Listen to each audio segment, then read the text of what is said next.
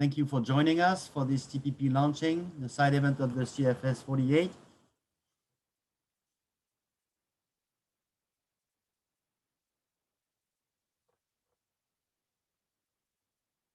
Good morning, good afternoon, good evening, everybody around the world joining us at this side event of the CFS 48.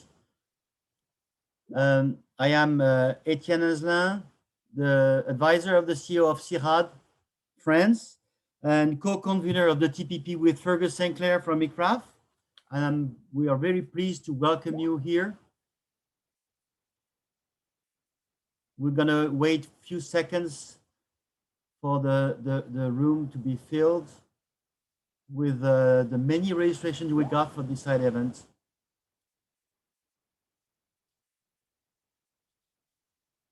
We will start in a minute.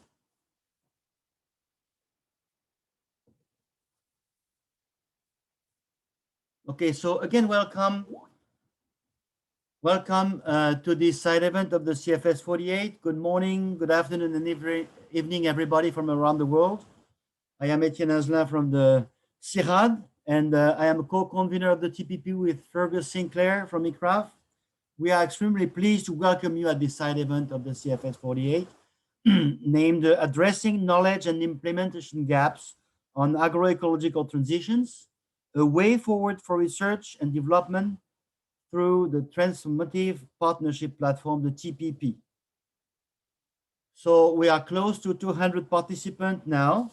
And at this side event, there will be 2 panels to launch this TPP initiative. The first panel will be, what is the political demand for agroecology? And I introduce the panelists in a moment. And the second panel, moderated by Fergus, will be the transdisciplinary research response, a new way forward with the agroecology partnership, transformative partnership platform, the TPP.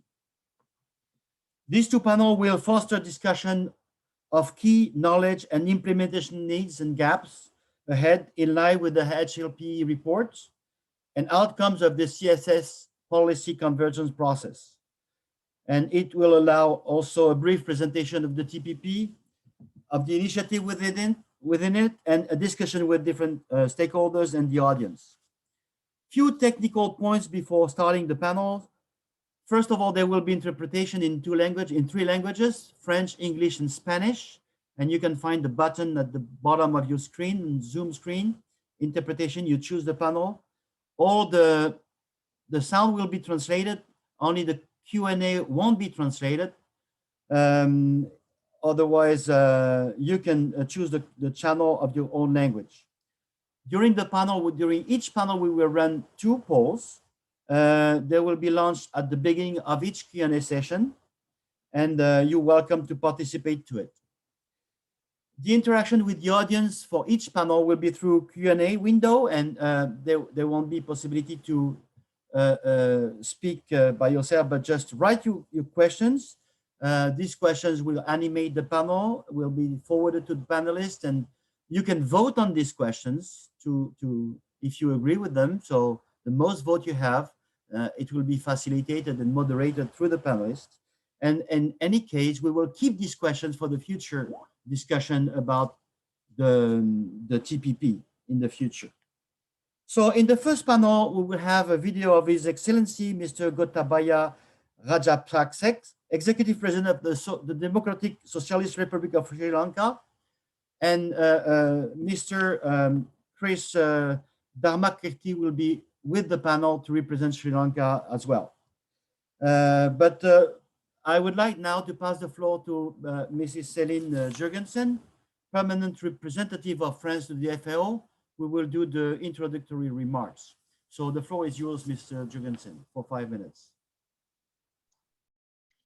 Bonjour à tous, merci infiniment, Monsieur Azlin. Je tiens à saluer son Excellence le Président du Sri Lanka, les ambassadeurs de Suisse et du Sénégal, Madame Eloafi, la première scientifique en chef de la FAO, Madame Claverie de Saint-Martin du CIRAD, les représentants de l'Union européenne, du CGIAR, de la société civile dans son ensemble. La France promeut l'agroécologie en France, en Europe et dans les pays du Sud. L'agroécologie est pour nous un levier central pour transformer les systèmes alimentaires.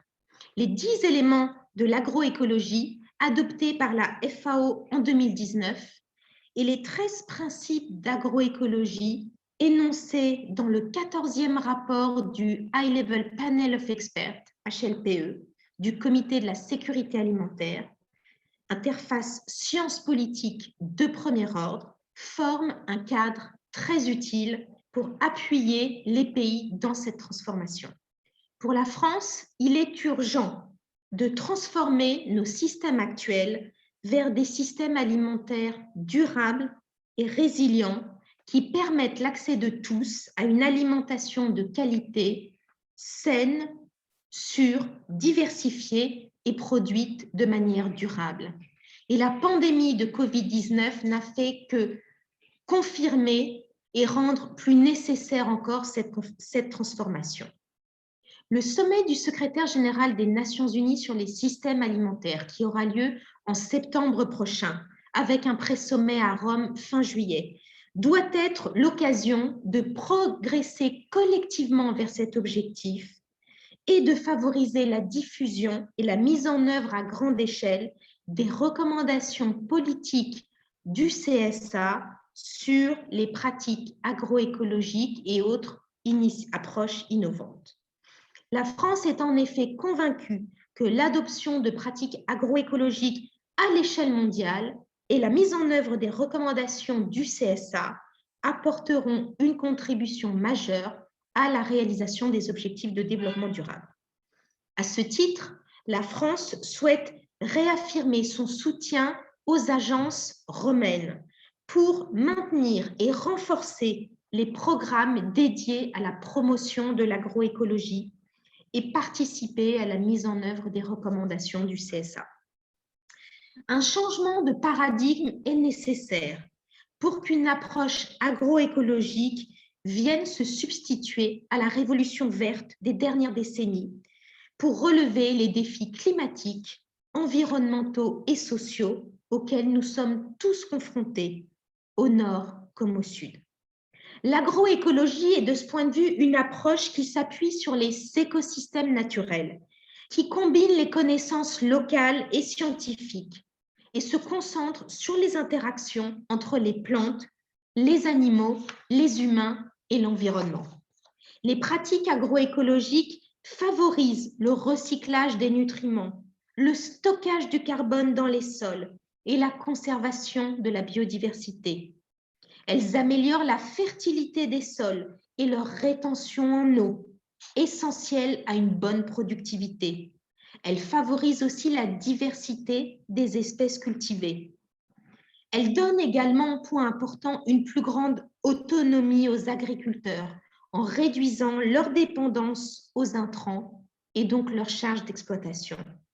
La résilience face aux aléas climatiques, mais aussi économiques et sanitaires, est ainsi nettement améliorée. La France souhaite donc accompagner les pays en développement, en particulier les pays les moins avancés dans la transition agroécologique. C'est dans ce contexte que l'accélérateur de la Grande Muraille verte a été lancé en janvier dernier par le président de la République française, M. Emmanuel Macron, lors du One Planet Summit, avec un financement de 12 milliards d'euros au total pour la période 2021-2025 et avec le soutien de la FAO que je remercie. Ceci est important pour lutter contre la dégradation des terres, la perte de biodiversité et pour renforcer la résilience climatique, mais aussi les moyens de subsistance et la sécurité alimentaire dans les zones rurales des 11 pays sahéliens concernés, de l'Atlantique à la Corne de l'Afrique. La France souhaite également promouvoir un contexte favorable à l'adoption des pratiques agroécologiques par les agriculteurs familiaux du monde entier, à travers un meilleur accès au financement et à la formation professionnelle. Il est important d'encourager l'investissement du secteur privé, responsable socialement et du point de vue environnemental, dans l'agriculture et les systèmes alimentaires. Et ceci s'est par exemple concrétisé récemment par la tenue du sommet Finance en commun, grâce notamment à l'Agence française de développement et le FIDA, en novembre dernier à Paris, et la création d'une banque publique, d'une coalition de banques publiques du développement menée par le FIDA. Cette coalition vise à renforcer les investissements dans les systèmes alimentaires pour assurer un meilleur accès des petits exploitants et des PME agroalimentaires au financement. Enfin, la connaissance est bien sûr un élément central en matière d'agroécologie.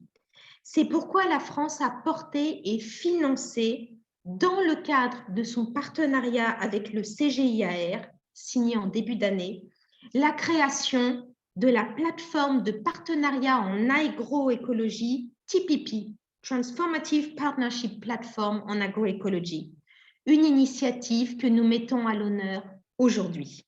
C'est un projet collaboratif monté par le CIRAD, que je remercie, et les centres du CGIAR, que je salue, en collaboration avec les acteurs locaux et plus particulièrement les centres de recherche nationaux des pays du Sud.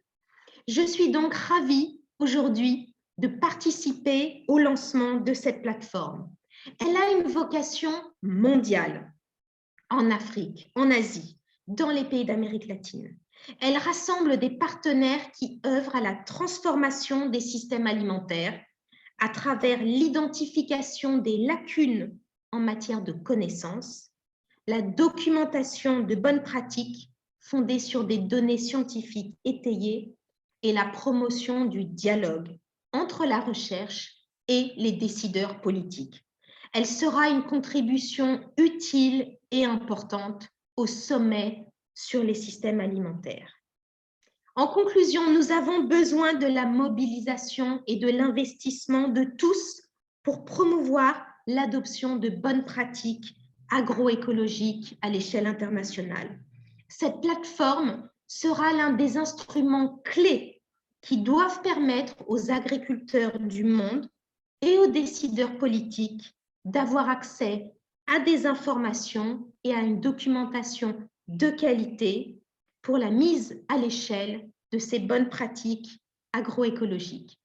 Je vous souhaite d'excellents débats et je tiens encore à me féliciter du lancement de cette plateforme. Je vous remercie. À vous.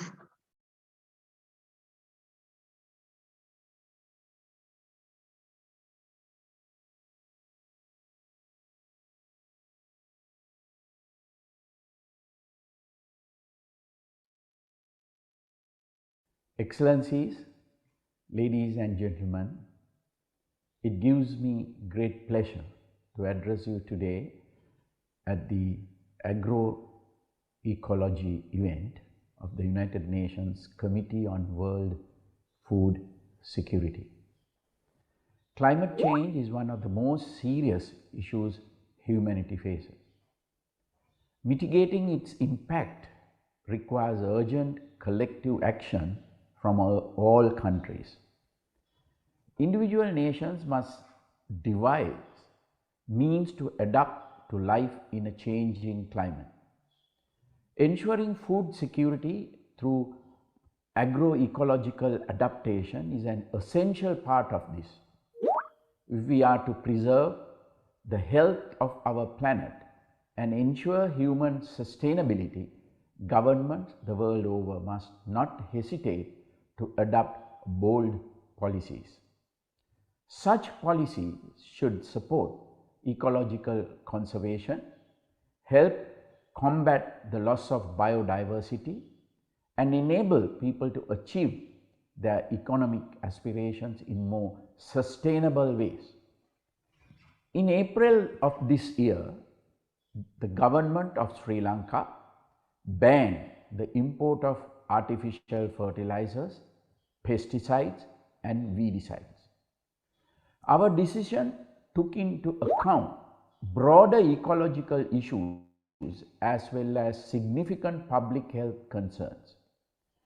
Use of artificial fertilizers and agrochemicals has been associated with the rise of non-communicable diseases amongst the general public.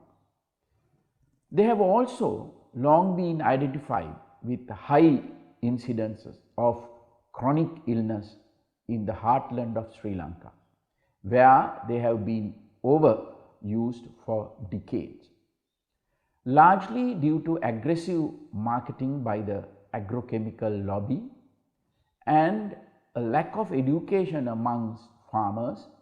It is estimated that nearly 80% of the nitrogen fertilizer used in Sri Lanka is wasted. Excess fertilizer contaminates the land and seeps into the groundwater.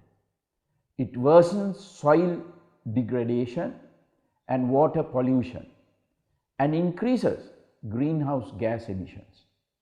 My government's decision to ban imports of artificial fertilizer and agrochemicals will therefore enable a long needed national transition to a healthier and more ecologically sound system of organic agriculture. We are aware that there will be teething problems during this transition. These include constraints in domestic production and supply of organic alternatives, as well as adverse public perceptions arising from the ban. However, as leaders, it is our responsibility to take decisive action despite the challenges we will face. If we hesitate to make decisions, essential initiatives such as this will always remain confined to the realm of discussion. The government of Sri Lanka is ready to support our farmers and agriculture-based industries as our agro-ecological transition takes place. Support mechanisms include subsidies to farmers as well as the purchase of paddy by the government at a guaranteed price if yields are reduced temporarily. We would greatly appreciate the support of the international community, including multilateral organizations, individual governments, climate funds, technical experts and bodies, as well as businesses and investors to strengthen our domestic capacity in organic farming.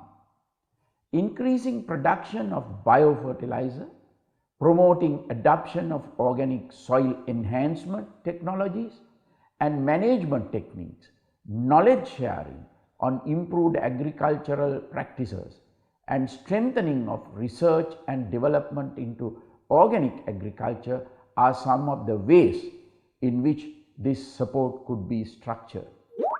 I am confident that Sri Lanka's decision to ban imports of artificial fertilizers and agrochemicals will pave the way for a greener economy and a healthier society, while supporting our aspiration in terms of food security in the long term. I further hope that Sri Lanka's initiative will inspire other governments to take similarly bold action for the betterment of their nations, their citizens, the health of our planet, and for our future generations. Thank you.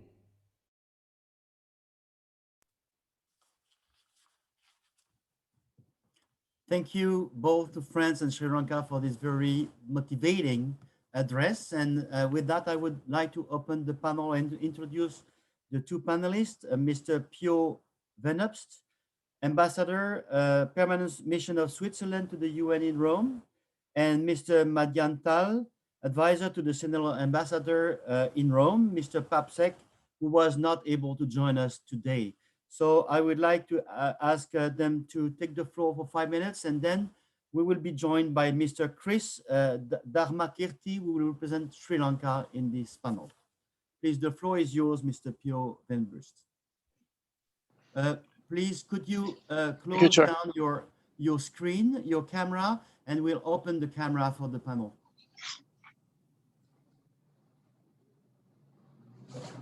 Just Mr. Pio will keep your camera on. Thank you. Thank you. Thank you, Chair. May I start? Yes? Go ahead, go ahead. Thank you. So, agroecology, it's amazing. Good afternoon, by the way, and good morning, good evening, depend where you are connected from.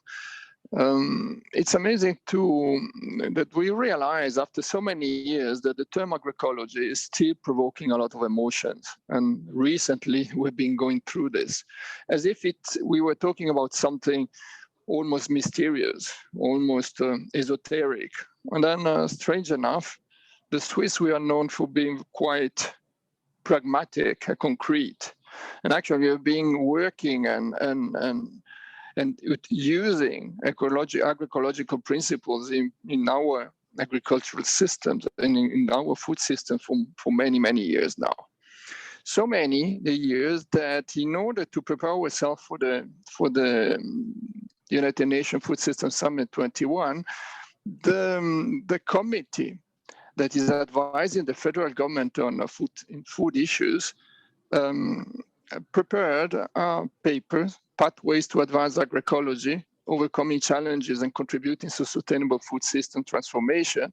This was prepared based on evidence coming out from several years of work. And there are a lot of institutions, also including Swiss-based research institutions, that have been working on this. And it's not just for a reason that is not just an esoteric issue. It's an issue that why we Swiss have been working on, and we keep on working, and we believe in agroecological patterns, because our society, it's very urbanized. If you take away the mountains area where we don't live, basically, but our country is densely populated. And so production and consumption of food is very highly intertwined. There is consumers and producers are in discussion daily, basically, how to advance and how to proceed further in order to make sustainable, more ecologically sound, and also for the determinants of health, production and food system that are sustainable. Now, the point is this, that while in Switzerland, I would say we are pretty much rapidly moving, whether based on beliefs or whether based on concrete experience, just to name, for instance, 30 years ago, agroecological products, organic products, were having hardly access to the market. Now, 20% of the food consumption in Switzerland is organic-based production. So say that what we definitely realize is that all the research, all the knowledge we developed in Switzerland cannot be simply transferred in the way we might used to do in the past with positive intentions, but we need another connectivity, another way to discuss and to connect with the world, basically, on these issues. And therefore, what we think is that the models for research, for development, need to be rethought. We need to find a new kinds of types and spaces of structures to exchange among interested and among practitioners in the world. And we need to work and be focused on long-term perspectives. Therefore, we think that this initiative, the Transformative Partnership Platform, it's a very, very valuable initiative, because exactly this is what we need at this moment. Knowledge and evidence-based knowledge is there. Now it's a point to how we make this accessible to everyone and how this can be adapted in a way that is not prescriptive from one country to another, or in a classic north-south relations or anything like this, but how different practitioners can be based on their own reality, can make of use and adapt this kind of knowledge that is coming out in order to have a real transformational movement into the future of the food systems. And this is where actually some of our actors, the institutions, in this specific case, the Swiss Agency for Development Cooperation, the Global Program of Food Systems, is actually supporting this and other initiatives that are bring with the idea of mainstreaming agroecological principle within the food systems. And with this, I thank you. And I close here my intervention in case you would need me for some Q&A later on. Thank you. Thank you very much, Ambassador Pio. I would like to give the floor now to Mr. Madiantor for his address. The floor is yours, Mr. Madiantor.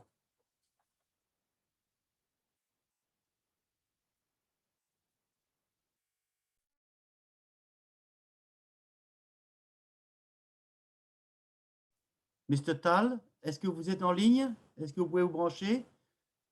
La parole est à vous. Allô? Oui. Allô? On vous entend. Allô, oui, tout le monde m'entend? Oui, vous pouvez y aller. Vous avez 5 minutes. Merci à Monsieur le Président sri-lankais. Merci à toutes et à tous. Tout d'abord, je voudrais vous dire que notre présence ici témoigne de tout l'intérêt que le Sénégal accorde à l'organisation de cet important événement parallèle de la 48e session du CSA et ensuite de présenter à tout le monde les excuses de son Excellence l'ambassadeur du Sénégal en Italie, près le Quirinal, Dr Papa Abdoulaye Seck, qui avait toujours bien souhaité être de la partie, mais malheureusement aujourd'hui, il a un rendez-vous déjà programmé depuis très longtemps. Je m'en vais donc vous faire lecture de son message. D'emblée, je voudrais exprimer mes remerciements sincères aux organisateurs de ce side event et les féliciter d'avoir eu cette heureuse initiative de réunir différents panélistes pour échanger sur l'agroécologie et particulièrement sur comment résoudre les lacunes en matière de connaissances et de mise en œuvre sur les transitions agroécologiques. Cela dit, je voudrais me fonder sur mon expérience pour convoquer quelques convictions fortes. Première conviction, pour nous, l'équation fondamentale, c'est de nourrir l'Afrique sans la détruire. Et nourrir l'Afrique sans la détruire signifie d'une part concilier les enjeux socio-économiques, les enjeux environnementaux et les enjeux de santé publique. Et d'autre part, cela signifie aussi accepter que l'agriculture de demain doit exister et elle doit certainement être meilleure que celle d'aujourd'hui. Cela doit se traduire par une solidarité intergénérationnelle qui devrait nous permettre d'avoir un héritage environnemental de qualité. La deuxième conviction est que pour nourrir l'Afrique, il faut certes augmenter la production agricole, mais cette augmentation de la production agricole africaine n'est pas, de notre point de vue, une condition nécessaire et suffisante pour régler les problèmes de consommation.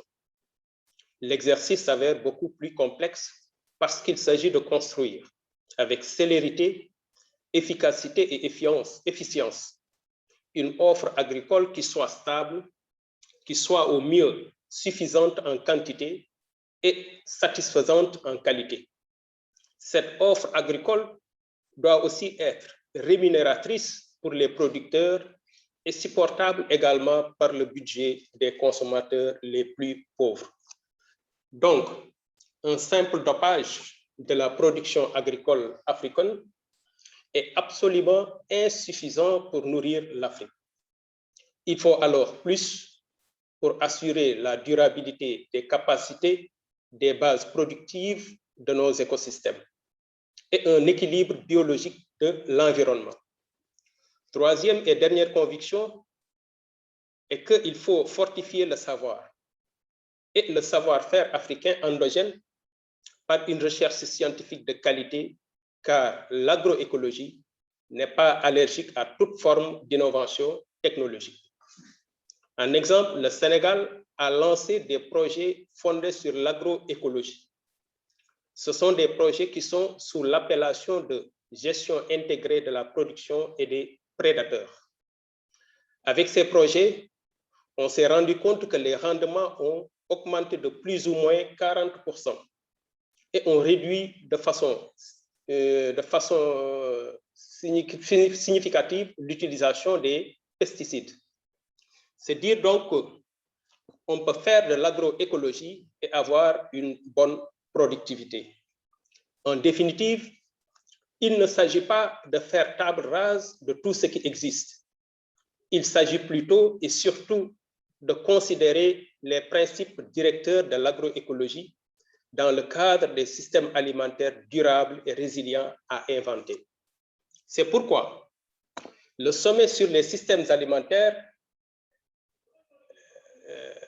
devrait véritablement permettre d'avoir un meilleur repositionnement de l'agroécologie afin que le monde puisse se nourrir sans se détruire, tout en préservant effectivement ses bases productives.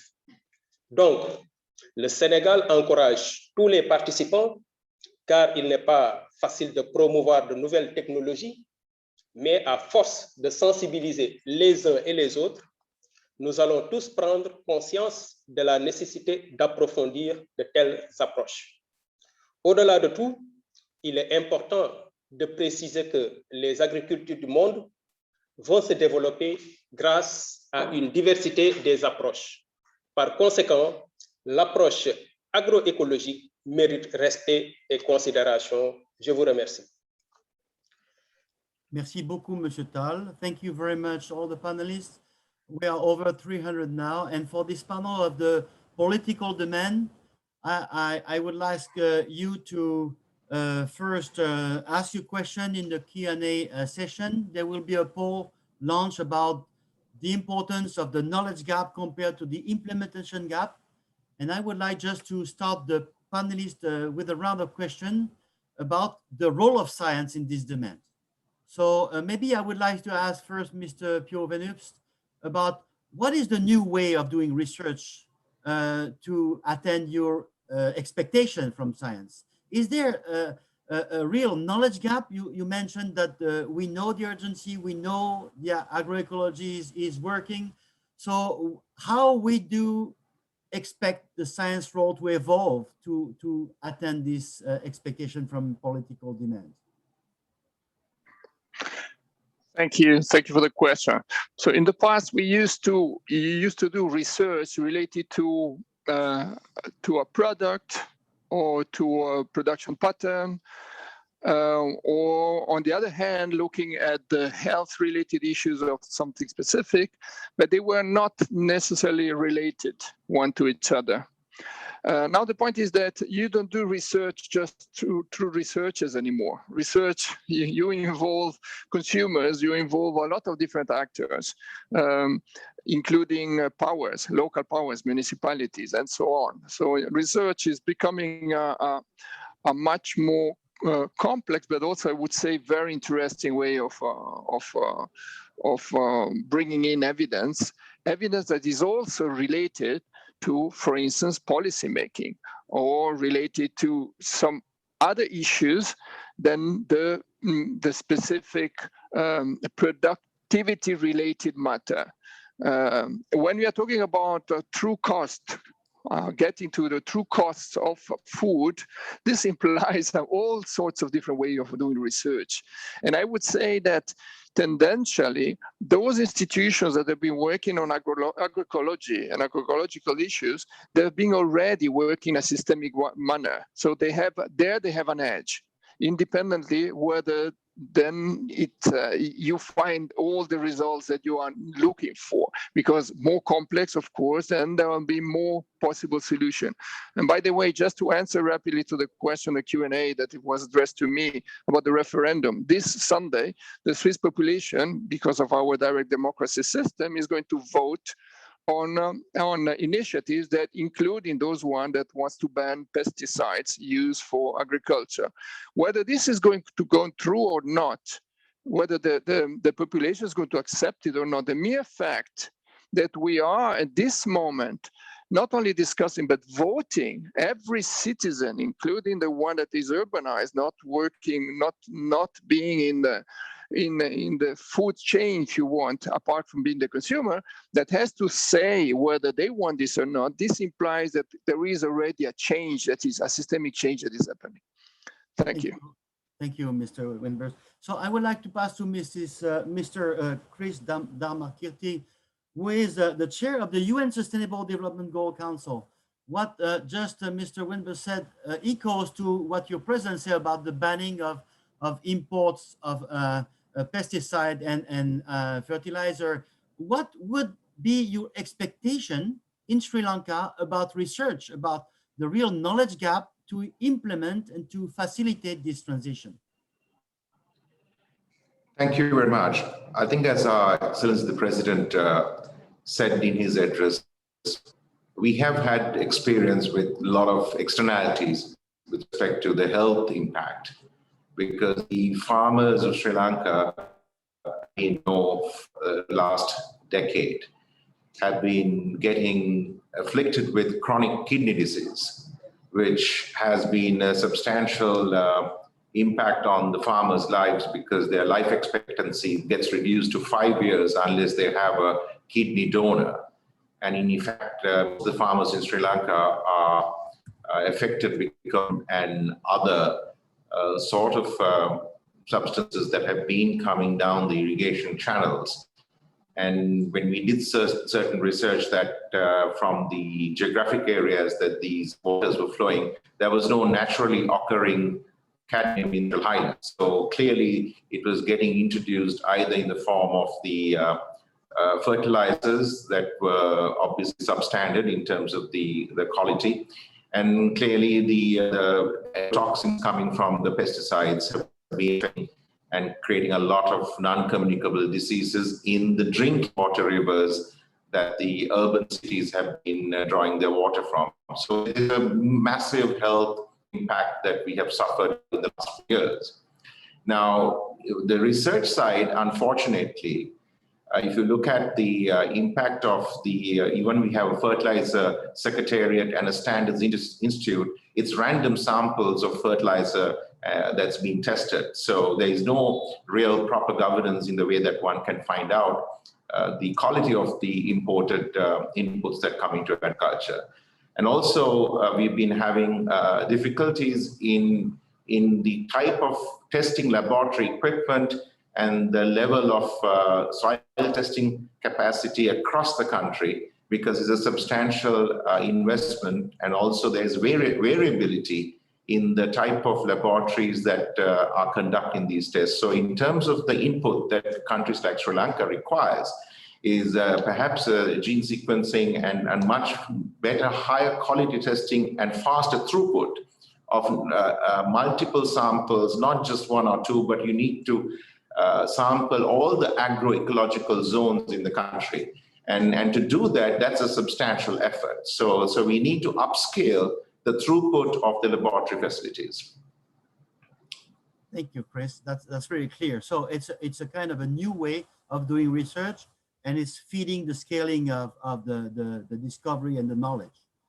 Yeah, because we have been looking at doing a complete baseline dashboard, which is the initiative that the president wants us to do, so that we have an evidence-based approach to know the quality of the soil, the contamination level of the soil, the quality of the water, irrigated water, the contamination level of the irrigation water. And because we have had an irrigation system under the Mahaveli system, the farmers get their water from a separate input, and the output of that water going out from that farmland goes off on a separate canal. So we can test the input and the output of the quality of the water, and then incentivize the farmers and also penalize the farmers if indeed they're adding any contaminants.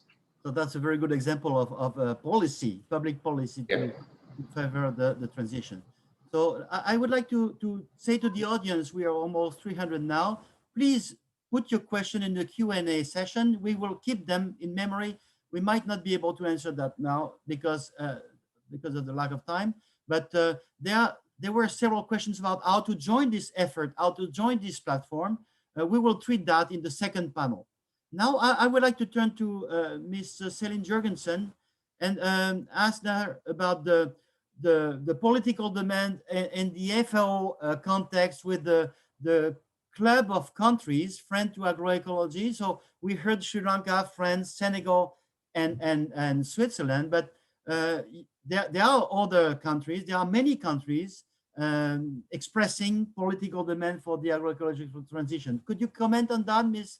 Jurgensen? And how do you see the international cooperation around this transition can operate? Merci beaucoup à vous pour cette question. Vous l'avez souligné, plusieurs États sont impliqués en faveur de l'agroécologie. Il y a encore des questionnements. Cependant, l'ambassadeur de Suisse les a évoqués. Et donc, il est particulièrement important de poursuivre nos efforts. On le fait naturellement à la FAO, on le fait au sein du groupe des amis de l'agroécologie qui est présidé par mon ami l'ambassadeur du Sénégal. On le fait dans toutes les enceintes et c'est la raison pour laquelle aussi le sommet des Nations Unies sur les systèmes alimentaires nous semble un moment intéressant pour renforcer la coopération avec d'autres pays, avec d'autres acteurs, parce que c'est important d'écouter les pays, mais également les acteurs locaux, les agriculteurs, la société civile, la recherche, pour donc renforcer cette coopération au niveau international et mobiliser pour ne pas perdre la dynamique que nous avons commencé à lancer. Donc, les efforts se poursuivent. Naturellement, nous appelons tous nos collègues, les différents pays, à continuer à travailler avec nous. On le fait aussi avec les partenaires européens, naturellement. L'Europe a adopté un New Green Deal et donc c'est important aussi de rappeler cette dimension européenne forte et nous souhaitons poursuivre et amplifier cette dynamique lors du sommet des systèmes alimentaires. Merci à vous. Merci beaucoup. I'm going to ask a last question to Mr. Tal before the panel stops. View from Senegal, the political demand for knowledge, for science. Could you show us how the international cooperation can play a role in these knowledge gaps, and how do you see scientific cooperation around this agroecological transition, Mr. Tal?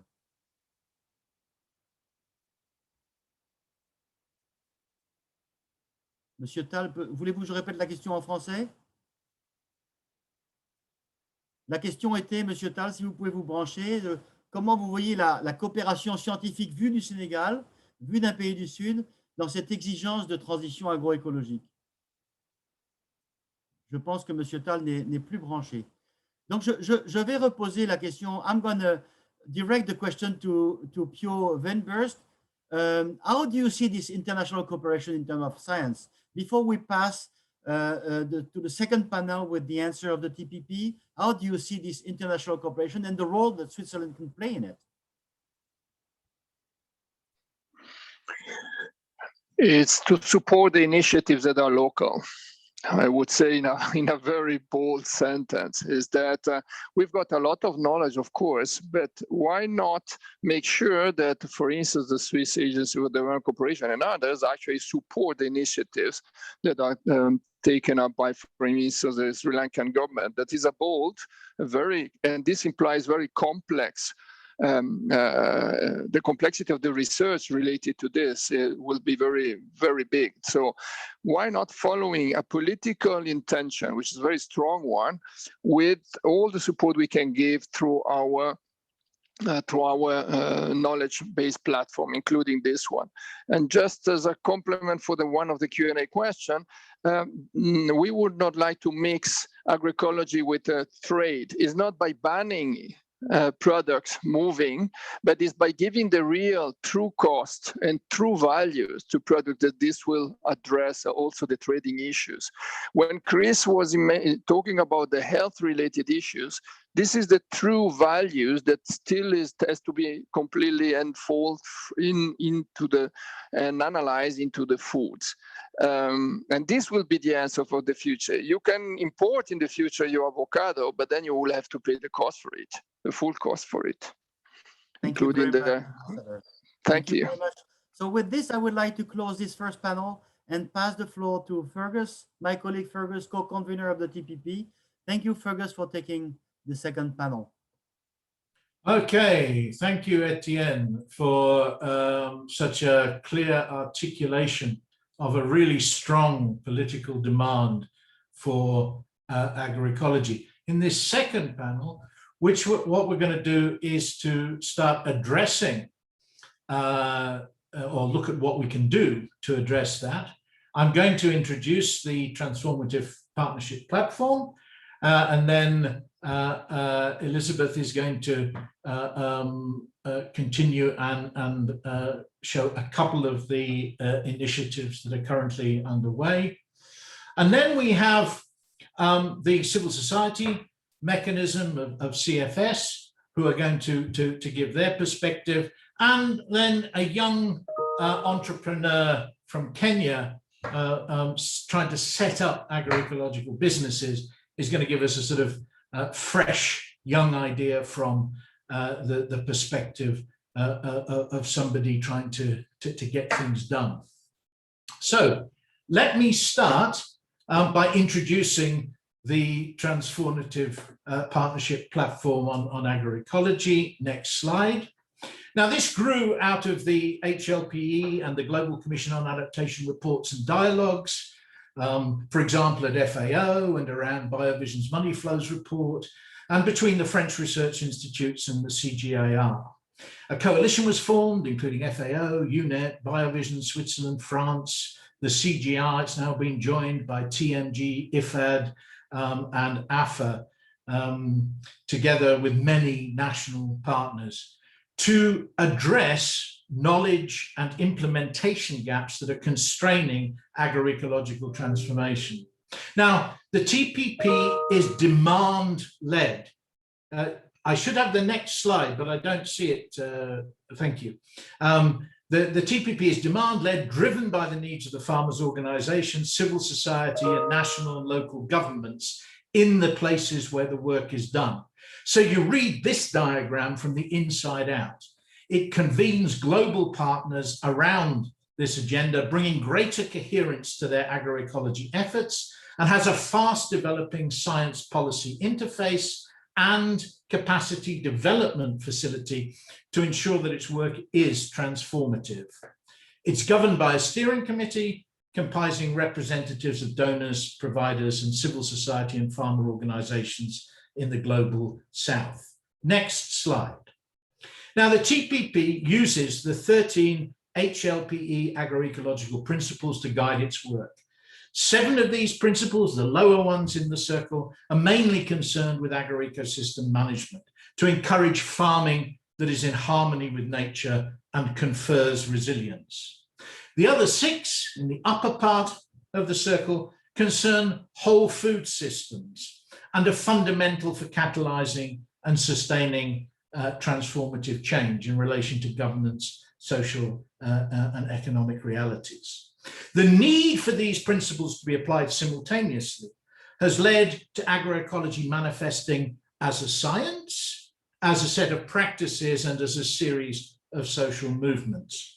And widespread transformative change is only likely to occur where we can bring these 3 manifestations to work together. Next slide. As the President of Sri Lanka indicated in his address, getting to a transformed food system is going to require big changes, and there are many agroecological transition pathways from where we start to where we want to get to. operating in different contexts. Now, Gleesman's famous transition levels assume a starting point of industrial agriculture or green revolution agriculture and a need to redesign farming away from the use of environmentally disruptive chemicals on monocultures towards farming more in harmony with nature. Now, this pertains in much of Asia, Latin America, and Europe, but in much of sub-Saharan Africa, where the green revolution has not had traction, farmers may be using very few inputs and have low yields accompanied by land degradation and want agroecological intensification, using biodiversity and natural processes such as biological nitrogen fixation to increase productivity without negative environment and social externalities, generating decent rural employment and empowering women. Next slide.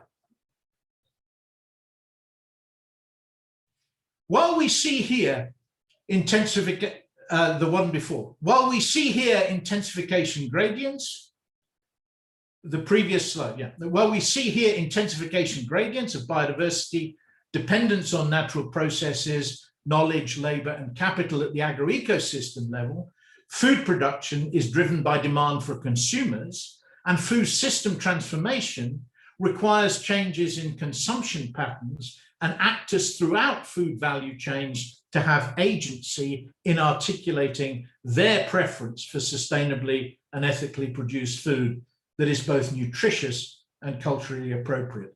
Next slide. So far, the TPP has 8 working domains that have been identified. And work proceeds by developing a common protocol and then using this across cases in contrasting context. And the next presentation will show this in respect of socioeconomic viability of agroecological practices across Africa. Next slide. The metrics domain is a good example of how things work within the TPP. This is funded by the European Union International Partnerships, and it implements recommendation 2 of the CFS policy convergence process around agroecology to establish and apply comprehensive performance measurement and monitoring frameworks. And following the HLP report, developing holistic metrics at 4 scales, that of the field, the farm or livelihood, the landscape, community or territory in the Francophone context, and the food system scale. Now, for practices, there needs to be a focus on looking at performance of options across contexts. For livelihoods, we need to focus on the total factor productivity of those livelihoods and their resilience. For landscapes, we need to be able to look at trade-offs and synergies amongst different ecosystem services. And then for food systems, we need a modified form of ecological footprint connecting consumption and production that takes into account the regenerative or degradative nature of production. Next slide. The TPP has a principle of building on what has gone before and the ongoing work of partners, rather than repeating or competing.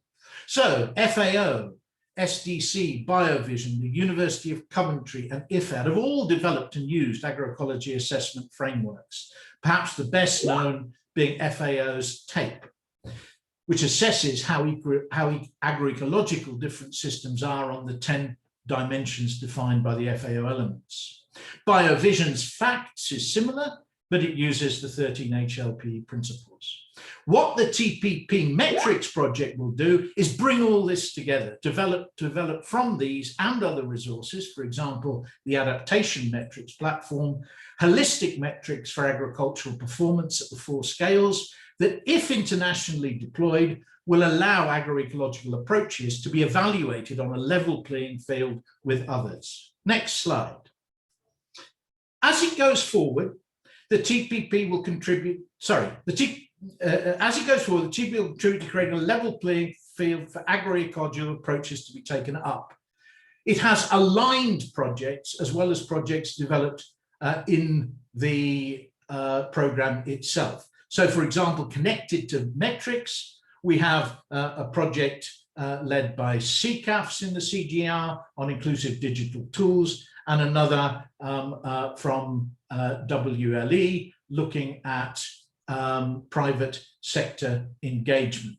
We have a big GCF project in Sri Lanka looking at ecosystem-based adaptation, and we have a co-impact design grant for system change around natural farming in Andhra Pradesh. Next slide. As it goes forward, the TPP will contribute to creating a level playing field for agroecological approaches to be taken up, embrace the complexity needed to transition to co-created, locally relevant agriculture and food systems, and enable the horizontal integration across sectors and the vertical integration across scales that's required to translate national and international commitments under UNFCCC, CBD, UNCCD, and FR100 into meaningful action on the ground, following the Paternoster principle, where you work bottom up and top down at the same time to achieve widespread transformation. And now, let me introduce Elisabeth Claverie de Saint-Martin, Director-General for Research and Strategy at CIRAD, who will further elaborate on two key projects within the TPP. Thank you very much, Fergus. I will try to be brief because you've already pointed out the main points I will develop in the project. So, as Fergus has just said, the TPP is an original initiative to address this double challenge. First, knowledge gap, then implementation gap. And the TPP has already developed a significant portfolio of projects. And I want just to illustrate by touching on two projects. The first one you have on the screen, which is the project viability, and then TAPS. So the viability project is one of the first research priority addressed by the TPP. It started in 2020 and hopefully would end in 2022. And it's built on a very large partnership between 6 CGIAR center institutions. You will have them in another slide, so I don't detail them. 2 French institutions, CIRAD and UNEP, Cornell University, and Biovision. So it aims to better understand the socio-economic viability of agroecological practices and their livelihood system impacts across various environments and demographic in Africa. This is an African project. The key question indeed is whether we have tools to address the environmental outcome of agriculture, but it's not so easy to have a generic method to assess those socio-economical aspects when it comes to income, creation of jobs, social impacts, and this is what we aim to work on, and this is applied to a large diversity of production system, political and socio-economic contexts. So the research focus on the fields to farm and household scales. It first analyzes, and this is the part you have on the slide, which is on your right. It first analyzes the drivers and locks in to the adoption of agroecological practices by farmer. It then considers the workload and the nature of the work required by these agroecological practices, which is the second point you can read. And of course, we put the two in balance. On one way, the productivity, the yields, the margin at field scale, and the labor organization, which is required.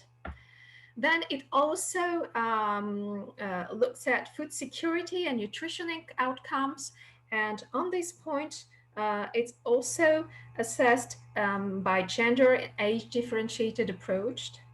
And finally, the socio-economic values of ecosystem services and the services associated to agroecological practices will also be assessed. So next slide. So for this project, during more than 1 year, a group of international specialists from agronomists, economists, sociologists have developed a common method that mixes qualitative and quantitative description and assessment of the farming system in a diversity of situations. And at the end, we came with 11 steps, rigorous description and assessment of farming system in a diversity of situation. This is what you can read in this slide. This method has been designed and will help the production of generic and specific lessons across sites. So this is a question of evidence. Next slide. We've been working in detail with a series of 12 case studies in 10 different countries, representing very diverse production system and ecosystem. And each time, it's with a local scientist that the studies were made. So it's completely country-owned process.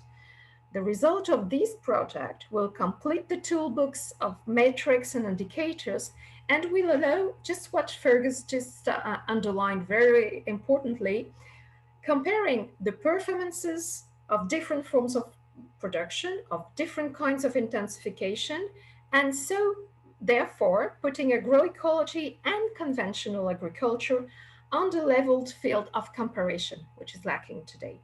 So it's a unique opportunity to produce evidences on the potential of agroecology to transform African agriculture.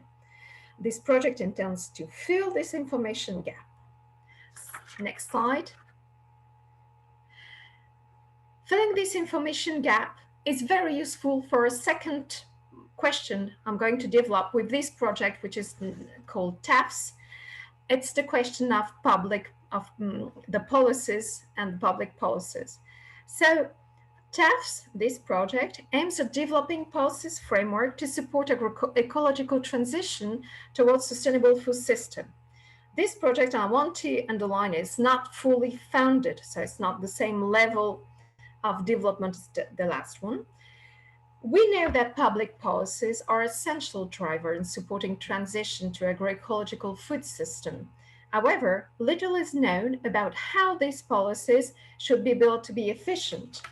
And most research today focus on the practices at farm level, but there is no generic framework to analyze how public policies might facilitate or hamper the agroecological transition.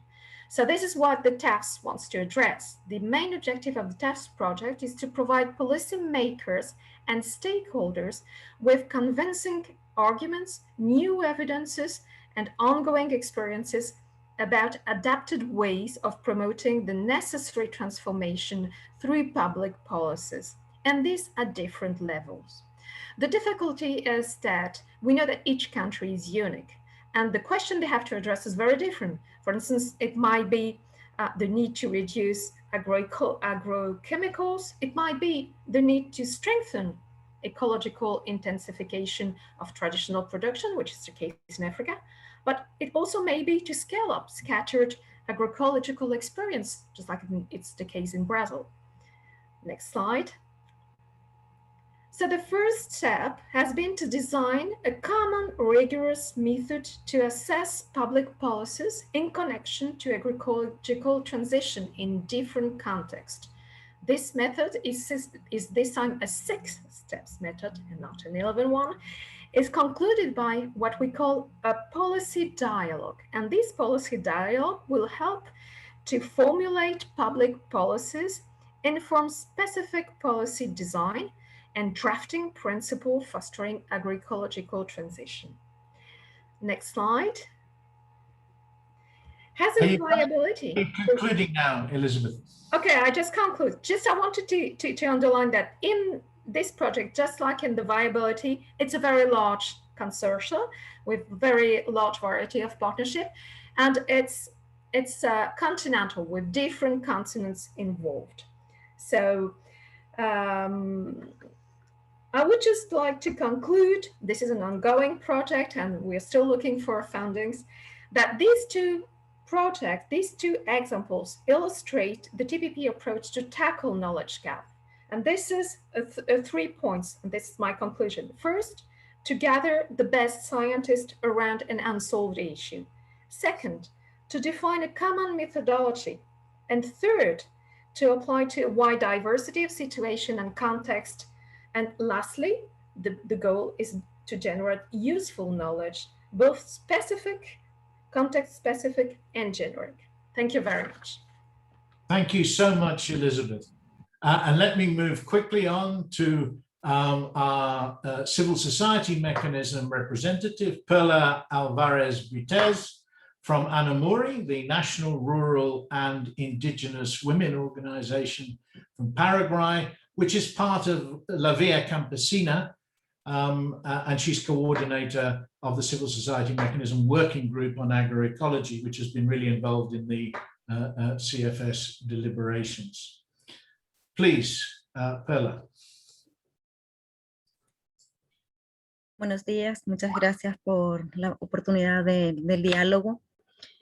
Ojalá este fuera el espíritu con el que estuviéramos en este largo, o sea, en este breve tiempo de negociaciones en el Consejo de Seguridad Alimentaria con los gobernantes del mundo, y donde el espíritu no ha sido efectivamente lo que estamos hablando aquí. Para empezar diría eso. Y por otro lado decir que soy de CONAMURI, Organización de Mujeres Campesinas e Indígenas de Paraguay, y nos ha sido bastante auspicioso poder tener esta oportunidad de dialogar. Trataré de ser concisa diciendo que la agroecología es una de las propuestas que venimos planteando desde los movimientos campesinos e indígenas del mundo. En Paraguay también no estamos ajenos a esto. Desde la CONAMURI y la Vía Campesina proponemos la agroecología como una respuesta a las diferentes problemáticas, no solamente sociales, económicas, sino también medioambientales. Entre ellas creemos que la agroecología es la que va a resolver los problemas del hambre, de la malnutrición y estos problemas climáticos que devienen justamente por causa de modelos de desarrollo rural, de modelos de desarrollo en el campo, que perjudican no solamente la producción, la productividad, sino también el medio ambiente y por tanto también nuestro bienestar humano. Entonces, en ese sentido, decir que la agroecología recupera nuestros conocimientos ancestrales, incorpora los conocimientos académicos y juntos la historia previa con la actual plantean un futuro mejor para todos y todas, para nosotros como seres humanos, también para nuestro medio ambiente, porque si nuestro medio ambiente está afectado, por tanto va a también afectar la vida en la ciudad.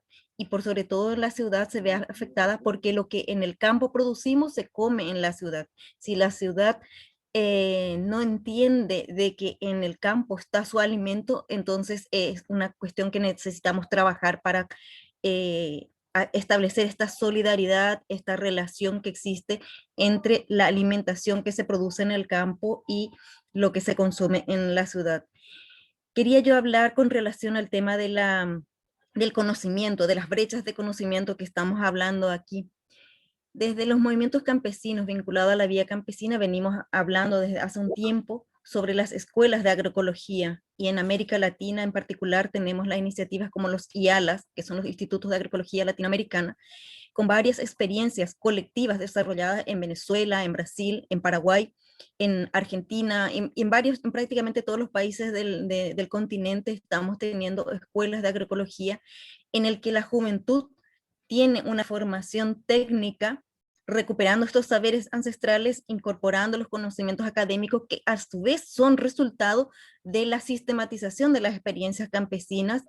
Aprovechamos la metodología de campesino a campesino porque las personas que están vinculadas están estudiando en esta escuela, nuestros educandos y educandas, están vinculados a los territorios donde se producen, y no solamente producimos alimentos para nosotros y nosotras, hablamos de la producción de alimentos también para los animales que después forman parte de nuestra base alimentaria, o también alimentamos a la tierra porque estamos desarrollando abonos naturales que permiten la regeneración del suelo que ha sido bastante destruido por el empleo intensivo y extensivo de agrotóxico, de semillas transgénicas, de tecnología de punta con mucho peso sobre la tierra. El deterioro del medio ambiente que esto genera está afectando por sobre todo la salud ambiental y la salud humana y animal también, la diversidad biológica se está disminuyendo por causa de ese modo. La agroecología viene a ser esa respuesta. Hay una brecha de conocimiento que necesita ser potenciado, digamos. Necesitamos recuperar nuestro diálogo con la naturaleza mediante los estudios que nos permiten esta relación muy cercana con la naturaleza. Decimos nosotros y nosotras que el conocimiento ancestral, los conocimientos tradicionales de la agricultura, los conocimientos de la práctica agrícola, pero no solamente la práctica agrícola, sino también los conocimientos del monte, los conocimientos del agua, de la pesca, que es porque nosotros como campesinos y campesinas somos diversos. Entonces, en ese sentido, creemos que ese conocimiento debe ser abordado en la academia, y la academia tiene esta responsabilidad no solamente de reconocer, sino contribuir a su valoración, a su validación y a la validez de estos saberes populares. Por poner un ejemplo muy breve, desde hace muchísimo tiempo venimos hablando de que el modelo de desarrollo agroempresarial está afectando el clima y hay un calentamiento que nosotros percibimos en la vida cotidiana. Hay aumento de las temperaturas y también periodos de lluvias diferenciadas. Eso hace muchísimo tiempo venimos denunciando. Recién cuando la academia dice que ha alterado se ha alterado el clima, recién, sí, ya voy cerrando. Recién allí es cuando se dice que el conocimiento tiene validez. Entonces es que nuestra experiencia pareciera que no tiene valor cuando la academia no lo certifica. Entonces necesitamos esa alianza para poder potenciar estos conocimientos que están en el mundo campesino. Decir entonces que esta plataforma que se lanza hoy creo que puede ser una herramienta poderosa para poder contribuir en ese sentido, que puede potenciar los conocimientos, acercar estos conocimientos al mundo académico y difundirlas. Creemos que las políticas públicas pueden ser una herramienta también importante para potenciar esa transición agroecológica, pero sobre todo restringiendo, por ejemplo, el uso de agrotóxicos en las comunidades. Dejaré por aquí y abierta al diálogo. Muchas gracias. Thank you, and for reminding us that knowledge is power, and that the power relationships around knowledge are critical in terms of agroecological transition.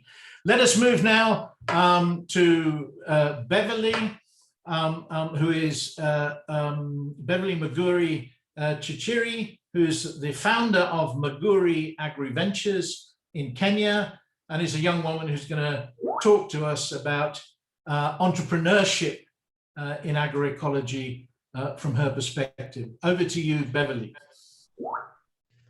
Good morning, good evening, everyone. My name is Beverly from Kenya. I am a farmer in Kajiado County, where we work with marginalized community.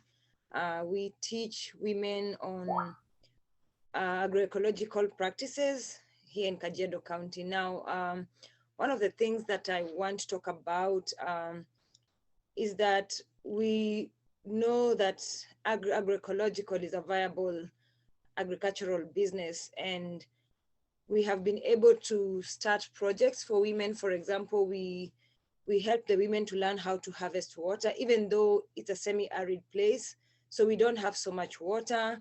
We also train the women how to intercrop different types of crops with animals, like having poultry farming and growing vegetables, and also using renewable energy. Now, I want to talk about the biggest challenges that we are finding in agroecological, and my research is based on the ground, the things that we've been able to experience. And one of the things that has become a big challenge is the knowledge gap or lack of training on families. So, for example, where I work, many women did not understand all these agroecological practices. For example, like trying to solve soil erosion issues, growing trees, or taking care of those trees. So that was a big challenge, people not being able to understand exactly what agroecology is. The other challenge that I want to talk about is introducing regenerative organic models to the farmers. For example, you know, like I find it's expensive for example, in the rural setting to have all these equipment. Let's say, for example, like hydroponics and aquaponics, we require water, we require different mechanical systems. And I think, and what I've seen is that as much as we want to do it and help the people, it's a bit expensive, but it's also manageable. The other thing that I wanted to talk about is the quality management of agroecological practices, especially in Kenya and in the Saharan region. And what I'm talking about is the organizational strength in communities. I feel like there need to be a political will to allow communities to come together and understand things like growing of trees or desertification. You know, many communities, they cut trees for firewood here. And so we do a lot of campaign to make them understand that they have to protect these trees so that they can control, the trees assist in so many ways in growing cover crops and controlling also the climate effects. The other thing that I've seen is behavioral society change. So for example, we are really trying our best to change the mindset of the people here to understand agroecology and to understand safe agricultural practices here in Kajiado County. And that takes a long time to make sure that the community understand exactly what we are doing. For example, we are assisting families, every family, to have a small chicken, a poultry farm, at least with 20 chicken and not more than that. And then assist them to start harvesting water, assist them to learn on cover cropping and soil tillage. And that has taken a long time for people to really understand and see the fruits of agro-friendly practices here in Kajiado County. The other thing, I mean, we can talk about so many problems, but also I see agroecology as a big opportunity for business here. For example, we are encouraging youths here to grow, like to start doing aquaponics, where they can also grow strawberries and they can also keep fish here. So we can say that, yes, there are challenges, but also there are very many advantages of practicing agroecological practices here. So I want to talk also about another challenge that we are facing here is technology and the production of biological control practices here, for example, like fertilizers. You find that not so many people could be able to afford to work or to practice, to have the biological control. For example, we use garlic here to spray our crops to keep pests away so that we don't use fertilizer. And sometimes those kind of crops are expensive and sometimes many people cannot be able to afford. So if those things are a bit cheaper, so many communities could be able to practice agroecology. Also mechanization and, you know, like if you can be able to get like a cheaper way of mechanizing tools for these people, it's going to solve a lot of problems, because we also have to ensure that we are not tilling the soil so hard. We have to be soft on the soil so that we continue to preserve the soil fertility. Yeah, so those are the few things that I wanted to bring about. In case there's any question, I'll be able to answer. Thank you so much, Beverly, for that very on-the-ground experience in Kenya. Now, we are very tight on time. We're going to have a summing up by the chief scientist from FAO. But before that, let's get some audience involvement. I think, Fabio, that we've got a couple of questions which we can put to the audience, for the audience to be able to try to express their view. Fabio, could you put the first one up? Yep, exactly. So let me launch the poll. So here you've got a question. Where do you think there is most demand for agroecology? From governments, from farmers, from civil society, from consumers. Now, all of you can vote, and you should see that on your screen. You tick the box that you think which one is the most important. And Fabio, where do we get to see the results? As soon as we close the voting, we can see the results. So I'm going to give it another maybe 20 seconds, 20. And by the way, if you're a panelist, you can't vote. So sorry, folks, you've had a chance to speak. You don't have a chance to vote. This is for the audience. So please, okay. Make sure you've made your vote. And do we have the results, Fabian?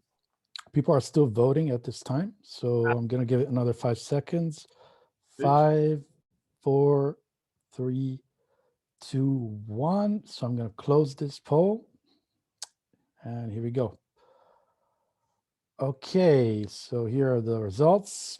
I hope you can see them. Wow. So civil society is by far the most frequently selected, and then farmers, governments, and consumers last. So one of the agroecological principles of connecting consumers and producers really needs a little boost if this is an accurate reflection. Can we go to question 2, Fabio? Yes, let me trigger this. Okay. All right, here we go. So question 2, very simple. You've only got 2 options, so it shouldn't take long to vote. What do you think is the most limiting factor for transformational change? Knowledge gaps or implementation gaps? I'm going to be really interested in the result on this one. And really frustrated I can't vote myself. So please vote quickly. And don't tell Fergus what you think should be the right answer. I'm keeping mum on my view.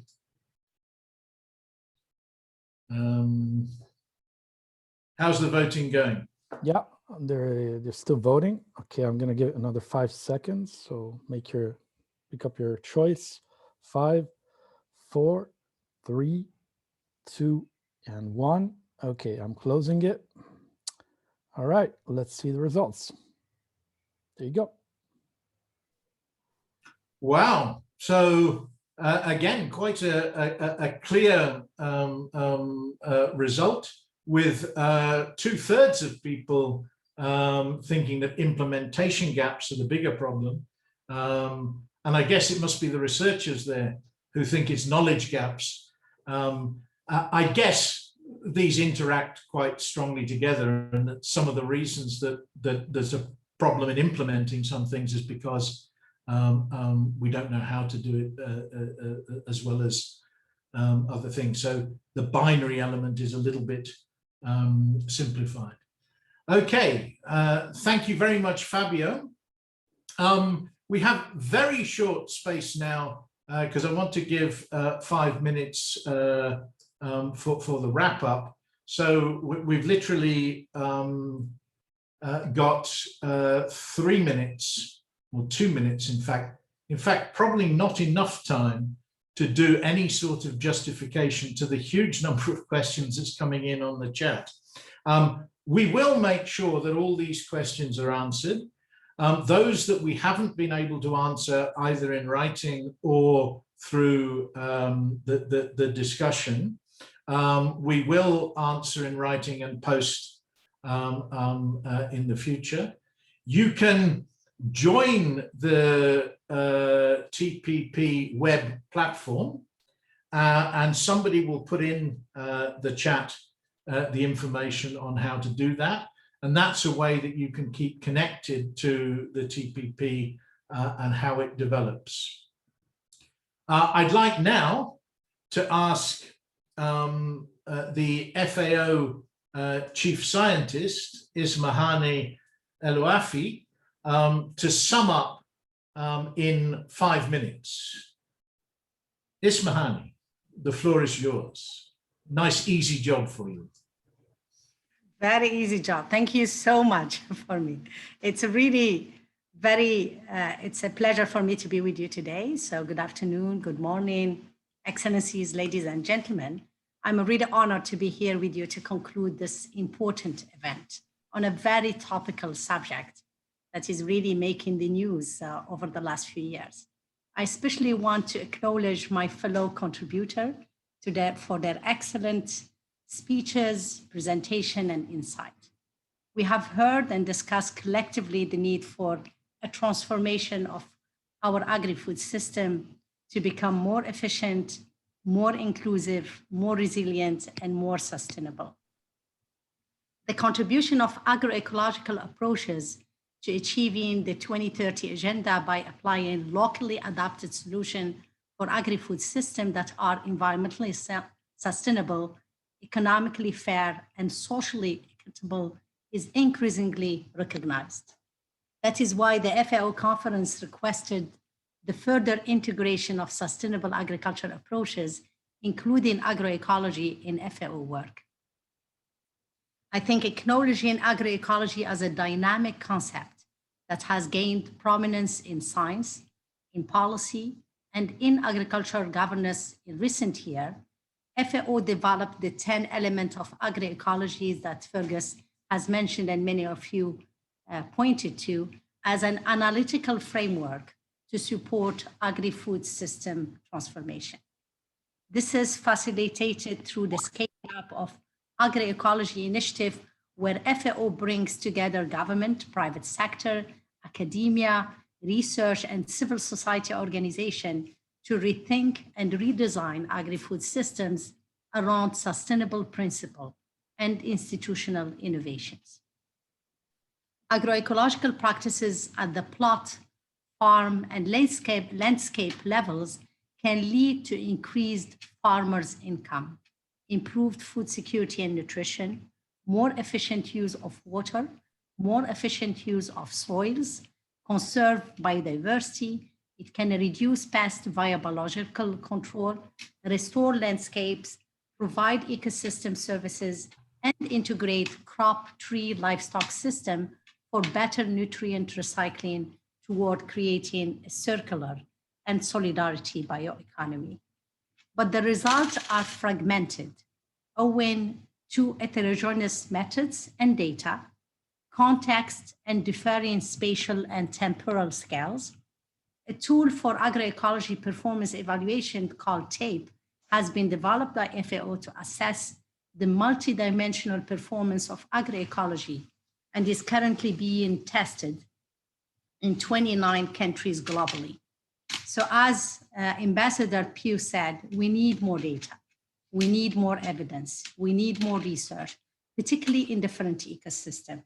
I couldn't agree more with him that we cannot copy paste when we talk about agroecology, because there is so many variables and we need that data at the ecosystem where the research is done or when the scaling up is done.